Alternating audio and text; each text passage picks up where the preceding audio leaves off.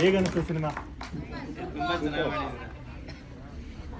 ಇವಾಗ ನಿಮ್ಗೆಲ್ಲರಿಗೂ ಗೊತ್ತು, ಮೋನಿಕಾ ಬನ್ನಿ, ಎಲ್ಲಿ ನಿಮ್ಮೆಲ್ಲರಿಗೂ ಗೊತ್ತು ಈ ಸಿನಿಮಾನ ರಿಲೀಸ್ ಮಾಡೋದಕ್ಕೆ ನಾವು ಎಷ್ಟು ಸ್ಟ್ರಗಲ್ ಮಾಡಿದ್ದೀವಿ ಅಂತ. ಆಲ್ಮೋಸ್ಟ್ ಒಂದು 5 ತಿಂಗಳು ನಾನು, ನಮ್ಮ ಡೈರೆಕ್ಟ್ರು ಮತ್ತು ನಮ್ಮ ಮಂಜುನಾಥ್ ಅವರು, ಎಲ್ಲಿ ಮಂಜುನಾಥ್ ಬನ್ನಿ, ಇಲ್ಲಿ ಸ್ಟ್ರಗಲ್ಲು.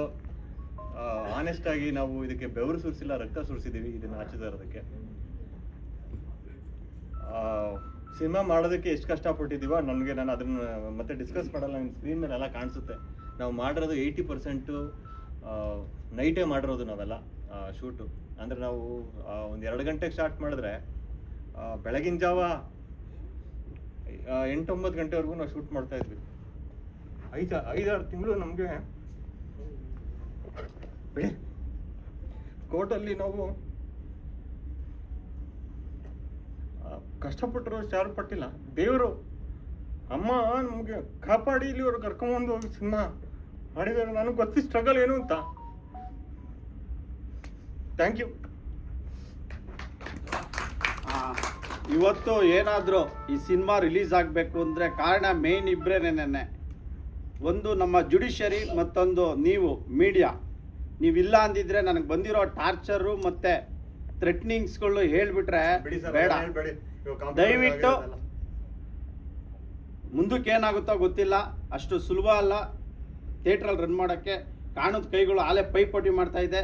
ಕನ್ನಡ ಸಿನಿಮಾ ಬೆಳೆಸಿ ಉಳಿಸಿ ಅಂತ ಪ್ರತಿಯೊಬ್ಬರು ಕೂಡ ಕನ್ನಡ ನಮ್ಮ ಸಿನಿಮಾ ಕೊಡಬಾರ್ದು ಅಂತ ಹೇಳಿ ಚಾಲೆಂಜ್ ಮಾಡಿ ಅದರ್ ಲ್ಯಾಂಗ್ವೇಜ್ ಸಿನಿಮಾ ಆಗ್ತಾ ಇದ್ದಾರೆ. ಥಿಯೇಟ್ರುಗಳಲ್ಲೆಲ್ಲ ತುಂಬ ಕೊಡ್ತಾ ಇದ್ದಾರೆ, ಕಿರ್ಕುಳು ಮಾಡ್ತಾ ಇದ್ದಾರೆ. ಹಂಗಾದ್ರೂ ಕೂಡ ಇವತ್ತು ನಮ್ಮ ಸುರೇಶ್ ಬಾಪ್ನಾ ಸರ್ ನಮ್ಮ ಜೊತೆ ನಿಂತಿದ್ದಾರೆ. ದಯವಿಟ್ಟು ಥ್ಯಾಂಕ್ಸ್ ಸರ್, ದಯವಿಟ್ಟು ಗೆಲ್ಸಿ ಅಂತ ನಾನು ಹೇಳ್ತೀನಿ. Thank you.